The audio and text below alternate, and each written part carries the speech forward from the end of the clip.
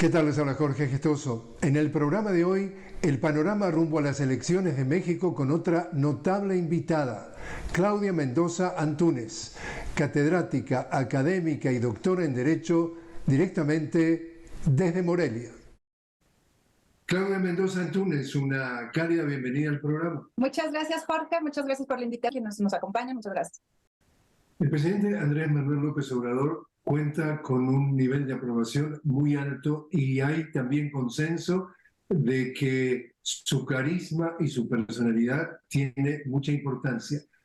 Puede llegar a ser un gran desafío y él dijo que no se va a presentar a la reelección. Puede ser un gran desafío para quien de alguna forma represente su partido o su movimiento Morena. Por supuesto. Jorge, dijiste algo bien importante. Algo que siempre ha dicho el presidente López Obrador es que él no iba por la reelección. La reelección no está permitida constitucionalmente en México y López Obrador ha sido siempre congruente con el respeto a la Constitución. Y siempre lo ha dicho, ¿no? Entonces, esto es algo que también nos muestra de quién estamos hablando. Si nosotros vemos al presidente López Obrador en años anteriores, en los movimientos, en la lucha social, cuando él acompañaba a personas que estaban en situaciones de abusos, ¿no? En México, lo que fue en Tabasco, principalmente de donde él es originario, en México, un estado de la República, vamos a ver que el discurso del presidente actual mexicano ha sido el mismo durante años. ¿Qué quiere decir esto? Que esta es una de las características, además de lo que acabas de decir.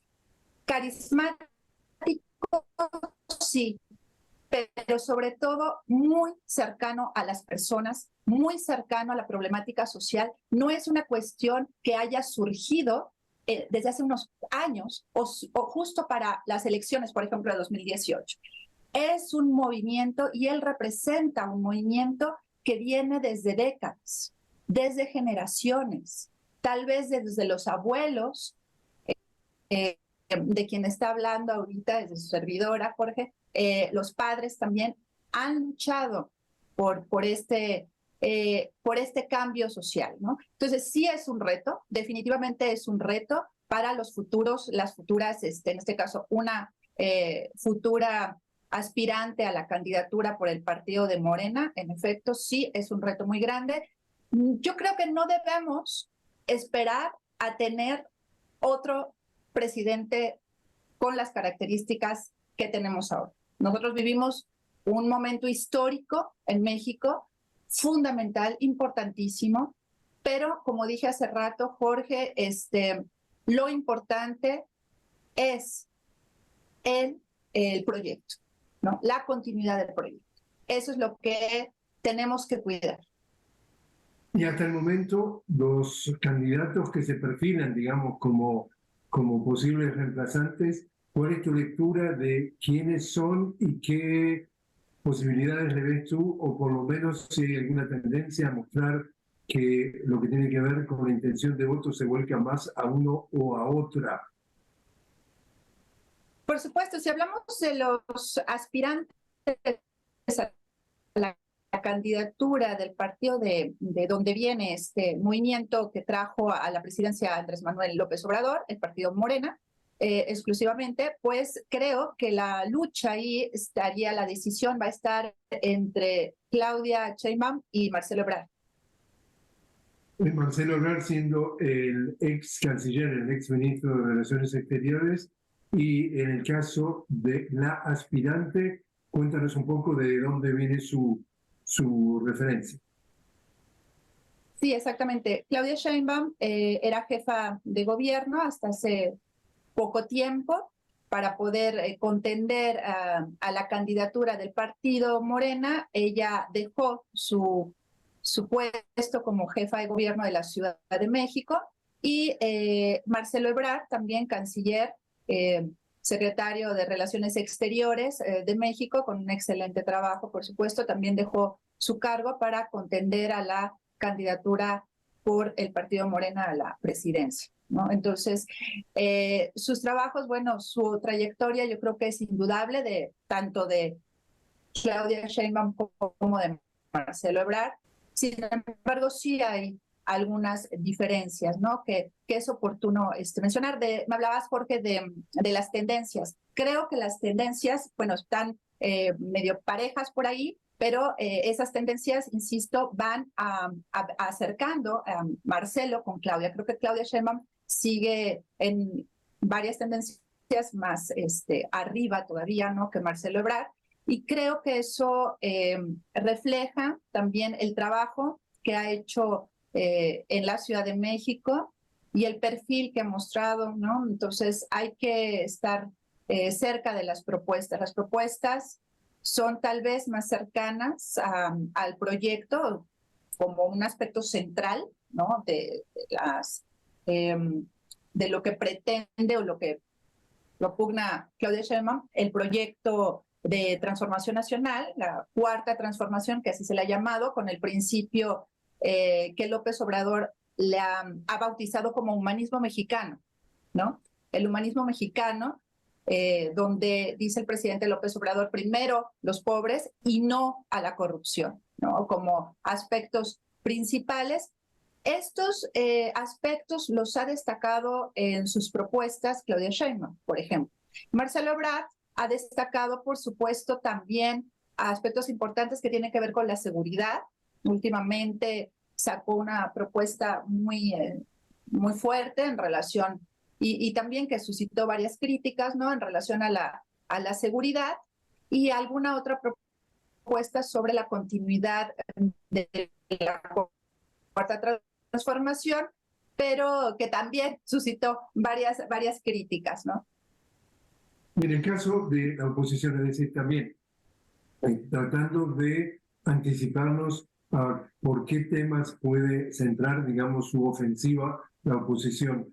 ¿Crees que va a sacar algún argumento que ya lo está sacando la Nueva Venir, que podrían entonces volcar la balanza del votante a favor de quien esté en contra de eso, como tú dices, de la continuidad? ¿Qué podrían decir para cortar esa continuidad? La oposición, creo que la dinámica que lleva ahorita México va a ser muy difícil de cambiar, ¿no? La aceptación que tiene el trabajo del presidente mexicano es, como lo dijiste hace un momento, Jorge, muy alta. Creo que la última vez que vi hace unos días, ¿no? Esta posición que tiene a nivel internacional, me parece que ya lo colocaban en el segundo, por ahí más o menos, en el segundo lugar internacional en cuanto a aceptación. Entonces la dinámica va a ser muy difícil de cambiar. La oposición evidentemente está en una situación muy complicada, porque incluso dentro de sus aspirantes a la candidatura, se pelean por sus pasados, su herencia de sangre izquierdista, ¿no? Su herencia de sangre progresista, como uno de los elementos que pudieran, creo, o ellos creen y ellas creen, ¿no? Darles alguna posibilidad frente a la dinámica que lleva México en la transformación social, ¿no? Entonces, eso no creo en absoluto que pueda resultar. Están haciendo una gran propaganda para, sobre todo, apoyar a una de las candidatas. Está una candidata en oposición que se llama Xochitl Gálvez. Está otro candidato que también es muy visible, Krill Miranda, pero no hay en ellos las posibilidades, el poder, la aceptación y sobre todo la credibilidad. ¿Qué papel están jugando los medios hegemónicos en este momento y qué anticipa que puede ser de aquí a junio del 2024 en la campaña presidencial? Sí, los medios definitivamente están, todos los medios, en cualquier medio televisivo, de televisión abierta, en radio, con críticas constantes al gobierno, infundiendo temores, como lo han hecho siempre, siempre, ¿no? Contra algo que consideran peligroso para México. Uno de los lemas que acompañó la oposición contra la campaña presidencial de López Obrador en el 2006 fue precisamente que López Obrador era un peligro para México, ¿no? Y no ha sido así, no ha sido así. Los medios de comunicación han infundido, ¿no? Han difundido temores que para muchos y muchas podríamos considerar como ridículos, fuera de foco totalmente, pero ahora con lo que se ve, lo que se vive, ¿no? Con el gobierno mexicano actual, creo que la población está más segura de que eso no fue así, de que eso no ha sido así y de que eso no será así, porque la economía está fuerte, porque se va avanzando, ¿no? Entonces, sí hay que tener mucho cuidado con las propagandas, porque la propaganda mediática es muy peligrosa, es muy peligrosa. La mala información puede causar mucho daño. Ya nos ha causado daño en América Latina, nos ha causado daño en México, y tenemos que ser muy precavidos, muy precavidas en lo que consumimos como medios de información. Tenemos los medios de Internet, tenemos los medios como el tuyo, tenemos otros medios también a los que tenemos ya acceso, pero hay que ser selectivos. Hay que escuchar, pero hay que buscar, ¿no? Sí, es peligroso. ¿Cuánto se puede infiltrar el narcotráfico en la financiación, en el financiamiento de estas campañas? Esa es una pregunta muy complicada, muy complicada. Creo que la oposición definitivamente ha tenido o es conocida por tener lazos, ¿no? Lo hemos visto ahorita. García Luna,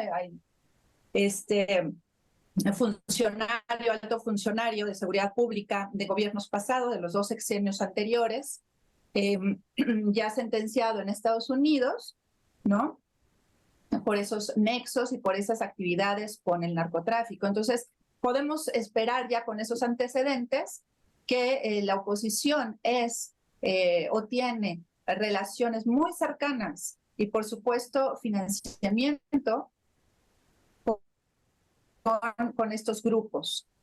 Del lado del proyecto nacional, creo que los candidatos, la candidata, sobre todo Marcelo Ebrard y Claudia Sheinbaum, que en un inicio me enfoqué sobre todo, Jorge, a ellos, a él y a ella, se destacan por ser honestos, ser personas honestas y por seguir esta línea de trabajo que ha marcado desde siempre el presidente López Obrador, y que lo ha distinguido de otras, incluso compromisos con sectores poderosos en la economía, ¿no? En el sector privado, por ejemplo, pero también con esos otros sectores que no podemos negar que existen, que es todas estas redes de narcotráfico.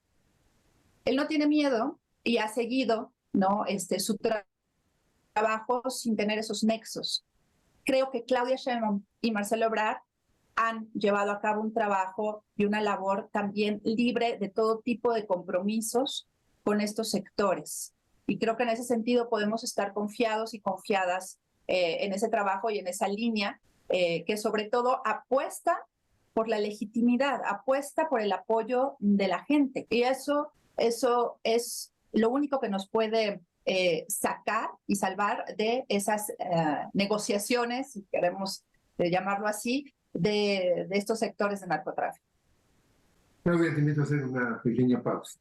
Estamos hablando con Claudia Mendoza Antúnez, justamente desde Morelia. Claudia, académica, catedrática, doctora en Derecho. Enseguida regresamos.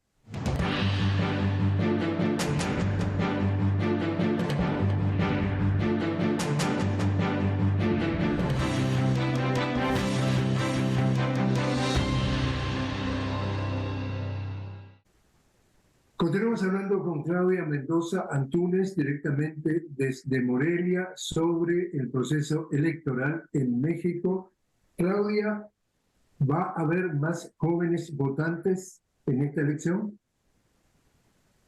Claro, creo que uno de los factores del triunfo, ¿no?, de 2018 para la cuarta transformación fue la participación de la juventud. Y ahora los jóvenes y las jóvenes están mucho más preparados que antes. Creo que uno de las líneas de trabajo también fundamentales que ha llevado a cabo el presidente López Obrador es la atención a la juventud, ¿no? Estas posibilidades de poder seguir estudiando, más universidades, más escuelas, becas para los estudiantes en todos los niveles, también becas o apoyos económicos para aquellas personas, aquellos jóvenes que deseen trabajar, ¿no? Entonces se da también un apoyo para que las empresas contraten como aprendices, digamos. Entonces ahí el gobierno entra con un apoyo económico y posteriormente se busca que esas mismas empresas donde se forman esos jóvenes ya en el ámbito laboral puedan continuar su labor en esas, ser contratados ya formalmente con esas, ya no como becarios en este tipo de programas, sino que estén contratados en esas empresas para seguir laborando. Entonces, ha habido muchas oportunidades que no había habido antes. Es decir, la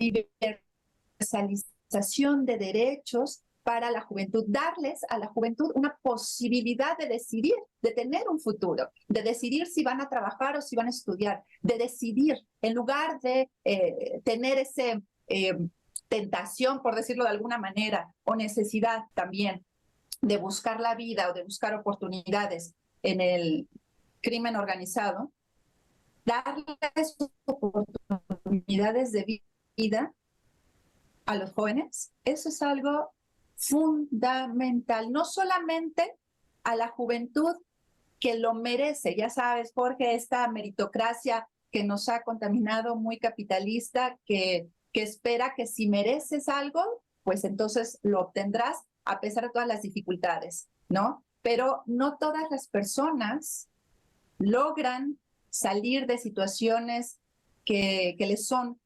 adversas en todos sentidos, ¿no?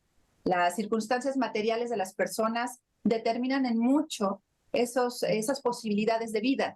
Entonces, no es lo mismo un joven, una joven que no tiene que preocuparse por alimentarse, por dónde vivir, en fin, por salir adelante, ayudar a su familia, a sus hermanitos, no lo sé, a un joven, una joven que vive en un contexto material, pues a lo mejor de violencia, de dificultades económicas, en fin. Entonces, estas becas ayudan mucho. Y también otro de los aspectos, ahorita que hablabas de los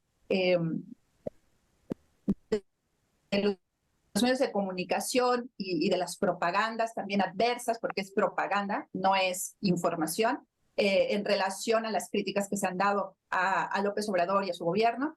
El presidente de viva voz todas las mañanas lleva a cabo unas conferencias muy interesantes. Él mismo se está encargando de educar o reeducar a las personas, a los jóvenes, e incluso dedica parte de sus conferencias todas las mañanas e incluso hasta ha puesto una selección de grupos musicales y de canciones dedicados a los jóvenes, ¿no? Y a las jóvenes. Y es una conferencia que tiene mucho de historia. Quieran o no quieran, les caiga bien o no les caiga bien el presidente de la República, Jorge, el trabajo que él mismo de viva voz todas las mañanas está llevando a cabo es impresionante. No solamente dando información de lo que está haciendo su gobierno, sino que son conferencias magistrales de historia de las ideas políticas, nacional e internacional, y se dirige mucho a la juventud, mucho. Entonces, creo que la juventud está preparada, está politizada cada vez más, y más que antes. Han salido de un letargo. ¿Qué pasa con el voto de la mujer y qué pasa con la mujer insertada en la vida política de México a través de los últimos años?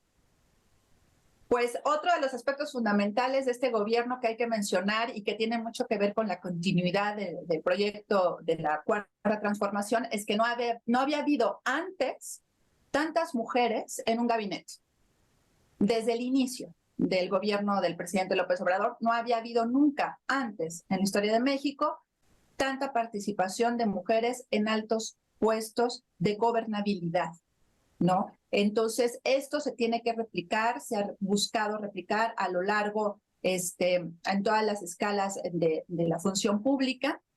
Y creo que las mujeres también están con toda esta oleada feminista de feminismos, porque feminismos son varios, son muchos, también han contribuido a la reeducación y a la politización de las mujeres, ¿no? No podemos pensar en un México, no podemos pensar en una América Latina sin la participación de las mujeres. Tenemos tantas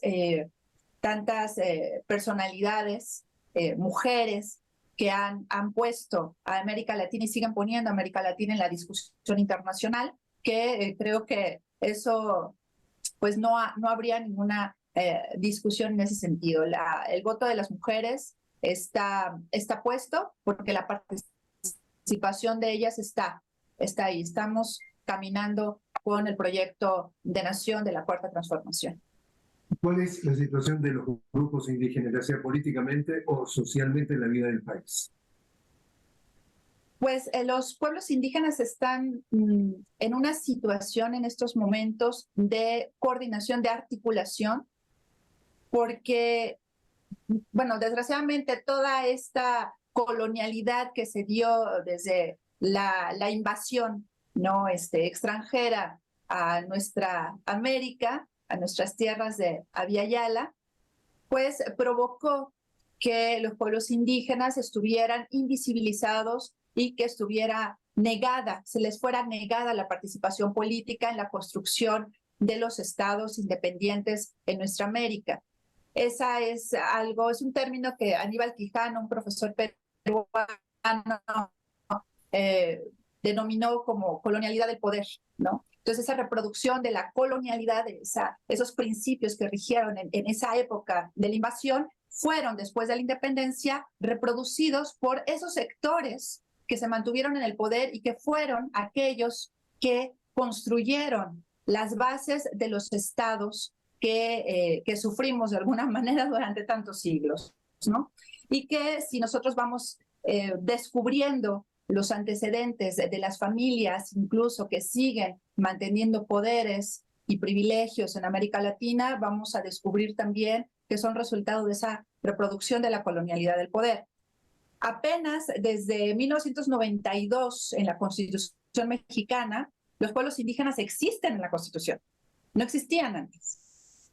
Es en el 2001 que hubo una reforma importante en relación al reconocimiento de derechos de los pueblos indígenas. Quedó un poco de lado un aspecto fundamental, que es el reconocimiento de los pueblos indígenas como sujetos de derecho. Eso es una tarea pendiente para México. Sin embargo, por ejemplo, hay una mención en estas reformas últimas en 2001, ¿no?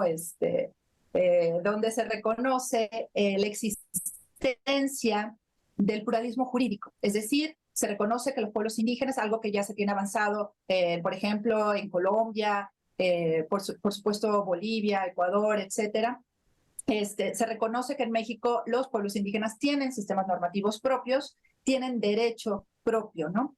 Esta situación ha provocado reconocimientos de sistemas que le llaman usos y costumbres en algunas regiones del país, y en otras regiones que, si bien hay pueblos indígenas, su organización, su coordinación interna se ha desdibujado debido precisamente a la colonialidad del poder, ¿no? A la discriminación sistémica, estructural y la invisibilización, y el quitarle a los pueblos indígenas la posibilidad de decidir por sí mismos sus destinos, es decir, el derecho a la libre determinación.